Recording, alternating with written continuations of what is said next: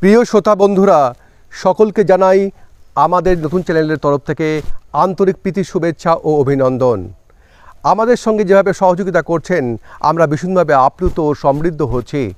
এইভাবেই আমাদের চ্যানেলটিকে সাবস্ক্রাইব করুন এবং আমাদের আগামী দিনে যে নতুন নতুন তথ্য আসবে, বিভিন্ন মানুষের জীবন কাহিনী নিয়ে, বিভিন্ন বিষয় নিয়ে আপনার সব উপস্থাপিত হবে এবং আমাদের জীবন কাহিনীর সঙ্গে সঙ্গে পাবেন বিভিন্ন ব্যক্তিত্ব বিকাশের জিনিসগুলো, যেগুলোকে বলা হয় মোটিভেশনাল কিছু কথা, যেগুলো আপনার জীবনকে আমূল পরিবর্তন করবে। সুতরাং আমার চ্যানেলটিকে সাবস্ক্রাইব করুন এবং ডান দিকে দেওয়া বিলো প্রেসে আইকনে প্রেস করুন। ধন্যবাদ। আমাদের আশেপাশে এমন অনেক লোকেরা থাকে যারা আসলেই আমাদের মুখে হাসি ফুটে ওঠে, আশেপাশে পরিবেশের চমক এসে যায়, সব কিছু হাসি খুশি হয়ে যায়। ঠিক অন্যদিকে কিছু লোকের আগমনে কোনো রকম পার্থক্যের সৃষ্টি হয় না, শুধু উদাসীন্য ছেয়ে যায়, পরিবেশ দমে যায়। এই পার্থক্যের সৃষ্টির কারণ উৎসাহ। হ্যাঁ, উৎসাহের সাথে বয়স, শারীরিক অবস্থা, ধনসম্পত্তির কোনো সম্পর্ক নেই। একে সর্বদা নিজের সাথে রাখুন এবং উপরের দিকে ওঠার সময় এটা জ্বালানির কাজ করবে, এটা ফুয়েলের কাজ করবে।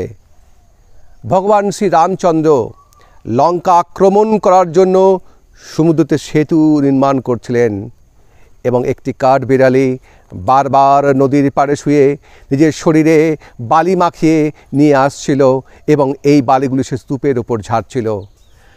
বাদুড়রা গিয়ে শ্রী রামচন্দ্রকে এই ঘটনাটি জানায় এবং এই শ্রী রামচন্দ্র এই কাঠবিড়ালিকে ডেকে জিজ্ঞাসা করে, এটা তুমি কি করছো? উত্তরে কাঠবিড়ালি বলে, লঙ্কা জয় করার প্রস্তুতি। শ্রীরাম বলে, তোমার সামান্য বালিকণা দিয়ে কি হবে? কাঠবিড়ালি তখন বলে, ক্ষমা করবেন ভগবান, বালিকণা বেশি না কম তা আমি জানি না, কিন্তু আমি এইটুকু জানি যে আমার যতটা ক্ষমতা আমি তার সম্পূর্ণরূপে ব্যবহার করছি, আর সেটাই করেই আমি কাজ করে যাচ্ছি। ভগবান শ্রীরামচন্দ্র কাঠবিড়ালির উৎসাহের দেখে অভিভূত হয়ে যান। তিনি স্নেহের সাথে এই কাঠবিড়ালির শরীরে হাত বুলিয়ে দিয়ে কথিত আছে, কাঠবিড়ালির শরীরের যে দাগ দেখা যায় তা ভগবান শ্রীরামচন্দ্রের হাতের ছাপ। কাজেই কাজ ছোটই হোক আর বড় তাতে কিছু যায় আসে না। সেই কাজ আপনার সম্পূর্ণ উৎসাহ এবং সম্পূর্ণ সমর্পণ আছে কি না সেটাই দেখবার।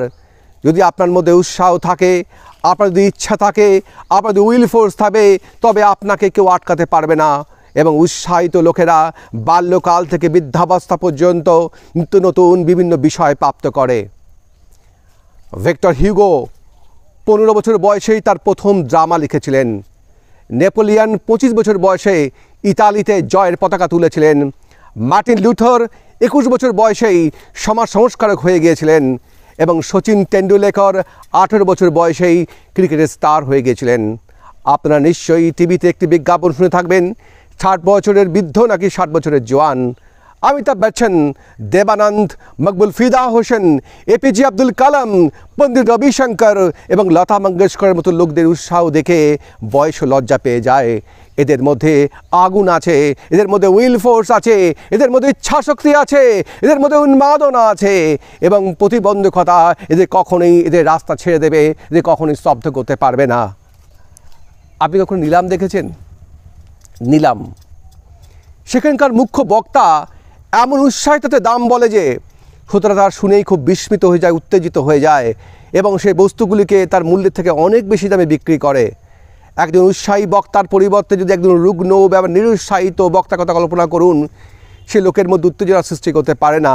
সার কথা হলো এই যে আপনার ব্যবসার বা কর্মক্ষেত্রে যতক্ষণ না আপনি উৎসাহের শব্দের মাধ্যমে অপরের কান পর্যন্ত পৌঁছতে পারছেন, ততক্ষণ পর্যন্ত আপনি নিজের গন্তব্য খুঁজে পাবেন না। একটি গল্প, একটি ছোট ছেলে তরমুজ বিক্রি করত। সকালে নদীর ওই পাড়ে গিয়ে তরমুজ আনতো এবং রাস্তায় ঘুরে চিৎকার করে বলতো, তরমুজ নাও, তরমুজ। 3 দিন ধরে সে একটাও তরমুজ বিক্রি করতে পারছিল না। ফলে সে কি খুবই হতাশ হয়ে পড়ছিল। বাজারে প্রচণ্ড প্রতিদ্বন্দ্বিতা। তার মা 3 দিন ধরে দেখছিল ছেলে হতাশ হয়ে বাড়ি ফিরছে। মা তাকে বলে, যদি তুই এত নিরুৎসাহিত হয়ে এবং ক্ষীণভাবে ডাকবি তবে কে তো তরমুজ কিনতে আসবে বল? দুর্বলতা মুছে ফেল, উৎসাহ আন, অন্যদের থেকে অন্য কিছু করার চেষ্টা কর, লোকদের আকর্ষণ কর, ছেলের কথাগুলি খুব ভালো লেগেছিল, মার কথাগুলো তাকে আকৃষ্ট করেছিল। পরের দিকে সে শহরে গিয়ে চিৎকার করে করে বলেছিল, নদীর ওই পারের তরমুজ শুধুমাত্র আপনাদের জন্য, গ্যারান্টি দিয়ে বলছি মিষ্টির মতো মিষ্টি হবে, এত সুস্বাদু যে আপনি হয়তো আগেও কখনো খাননি, কারণ ওটা শুধুমাত্র নদীর ওই পাড়েই তৈরি পাওয়া যায়, ওই পাড়েই তৈরি হয়। নিজেই অবাক হয়ে যাচ্ছিল। সে অন্যদের থেকে দাম সামান্য বেশি রাখার সত্ত্বেও খানিকক্ষণের মধ্যে তার সমস্ত তরমুজ বিক্রি হয়ে যায়। এর প্রকৃত অর্থ তার মধ্যে উৎসাহ ছিল, তার মধ্যে উদ্দীপনা ছিল, সে ভালো কিছু করতে চাইছিল এবং তার সমস্ত তরমুজটি বিক্রি হয়ে যায়। প্রকৃত অর্থ হলো, যদি আপনি নিজের কিছু প্রতি উৎসাহিত থাকেন, ভিড়ের মধ্যে আলাদা করে নজরে আসেন, তবে আপনার উন্নতি কেউ ঠেকাতে পারবে না। আপনি জীবনে জিততে চান, আপনি যদি জীবনে জিততে সফলতা পেতে চান, যে কাজটা করছেন তাকে ভালোবাসার চেষ্টা করুন, সম্পূর্ণ উদ্দীপনা লাগিয়ে দিন, সৎভাবে কর্ম করুন, আপনি জীবনে সফলতা পাবেন, আপনার জীবন উন্নতি হবে এবং প্রতিটা মানুষের মনকে আপনি জয় করতে পারবেন। আপনার নিশ্চিত জয়, সম্ভাব্য জয়, আপনার জীবনে সফলতা আসবেই আসবে। ধন্যবাদ।